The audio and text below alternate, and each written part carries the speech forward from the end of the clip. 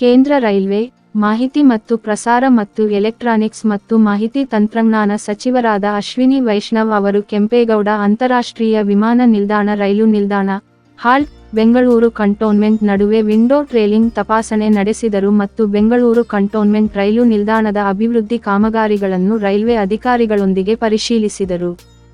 ಮಾನ್ಯ ಕೇಂದ್ರ ರೈಲ್ವೆ, ಮಾಹಿತಿ ಮತ್ತು ಪ್ರಸಾರ ಮತ್ತು ಎಲೆಕ್ಟ್ರಾನಿಕ್ಸ್ ಮತ್ತು ಐಟಿ ಸಚಿವರಾದ ಅಶ್ವಿನಿ ವೈಷ್ಣವ್ ಅವರನ್ನು ಇಂದು ಬೆಂಗಳೂರಿನ ಕೆಂಪೇಗೌಡ ಅಂತಾರಾಷ್ಟ್ರೀಯ ವಿಮಾನ ನಿಲ್ದಾಣದಲ್ಲಿ ಮಾನ್ಯ ಕೇಂದ್ರ ರೈಲ್ವೆ ಮತ್ತು ಜಲಶಕ್ತಿ ಖಾತೆ ರಾಜ್ಯ ಸಚಿವರಾದ ವಿ. ಸೋಮಣ್ಣ ಅವರು ಆತ್ಮೀಯವಾಗಿ ಸ್ವಾಗತಿಸಿದರು. ನಂತರ ಅವರು ಕೆಂಪೇಗೌಡ ಅಂತಾರಾಷ್ಟ್ರೀಯ ವಿಮಾನ ನಿಲ್ದಾಣದ ರೈಲು ನಿಲ್ದಾಣ, ಹಾಲ್ಟ್, ಬೆಂಗಳೂರು ಕಂಟೋನ್ಮೆಂಟ್ ನಡುವೆ ವಿಂಡೋ ಟ್ರೇಲಿಂಗ್ ತಪಾಸಣೆ ನಡೆಸಿ, ಹಲವಾರು ಪ್ರಮುಖ ಕಾರ್ಯಾಚರಣೆ ಮತ್ತು ಸುರಕ್ಷತಾ ಅಂಶಗಳನ್ನು ಪರಿಶೀಲಿಸಿದರು. ಸನ್ಮಾನ್ಯ ಸಚಿವರಾದ ವಿ. ಸೋಮಣ್ಣ ಅವರು ಜೊತೆಗಿದ್ದರು. ನಂತರ ಮಾನ್ಯ ಕೇಂದ್ರ ರೈಲ್ವೆ ಸಚಿವರಾದ ಅಶ್ವಿನಿ ವೈಷ್ಣವ್ ಅವರು ವಿ. ಸೋಮಣ್ಣ ಅವರೊಂದಿಗೆ ಬೆಂಗಳೂರು ಕಂಟೋನ್ಮೆಂಟ್ ರೈಲು ನಿಲ್ದಾಣವನ್ನು ಪರಿಶೀಲಿಸಿದರು. ಬೆಂಗಳೂರು ಕಂಟೋನ್ಮೆಂಟ್ ರೈಲು ನಿಲ್ದಾಣದ ಪುನರಾಭಿವೃದ್ಧಿ ಕಾಮಗಾರಿಗಳ ಕುರಿತು ರೈಲ್ವೆ ಅಧಿಕಾರಿಗಳೊಂದಿಗೆ ಬೆಂಗಳೂರು ಕಂಟೋನ್ಮೆಂಟ್ ನಿಲ್ದಾಣದಲ್ಲಿ ಪರಿಶೀಲನಾ ಸಭೆ ನಡೆಸಿದರು.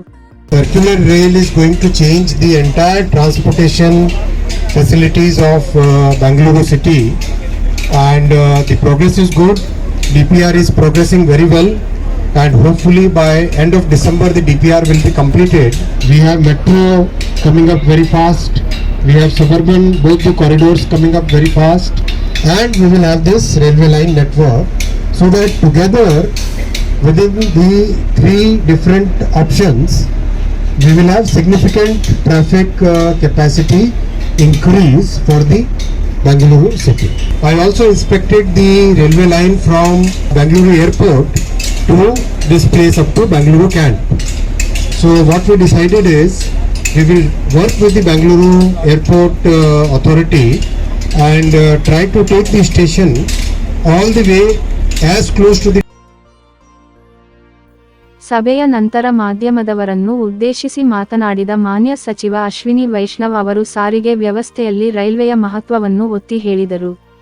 Sir M.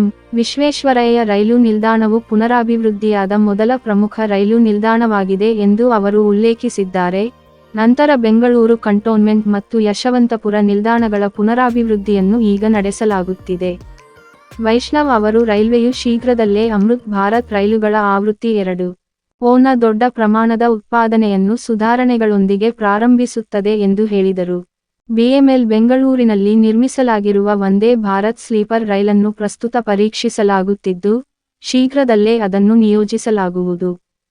ಸಭೆಯ ನಂತರ ವೈಷ್ಣವ್ ಅವರು ನಮೋ ಭಾರತ್ ರಾಪಿಡ್ ರೈಲಿನ ಬಗ್ಗೆ ಮಾತನಾಡಿ, ಇದು ಬೆಂಗಳೂರು ತುಮಕೂರು ಮತ್ತು ಬೆಂಗಳೂರು ಮೈಸೂರುಗಳಂತಹ ಪರಸ್ಪರ ಹತ್ತಿರವಿರುವ ನಗರಗಳಿಗೆ ಪ್ರಯೋಜನವನ್ನು ನೀಡುತ್ತದೆ. ಭವಿಷ್ಯದಲ್ಲಿ ಬೆಂಗಳೂರು ಪ್ರದೇಶದಲ್ಲೂ ಈ ರೈಲುಗಳನ್ನು ಪರಿಚಯಿಸಲಾಗುವುದು ಎಂದು ತಿಳಿಸಿದರು.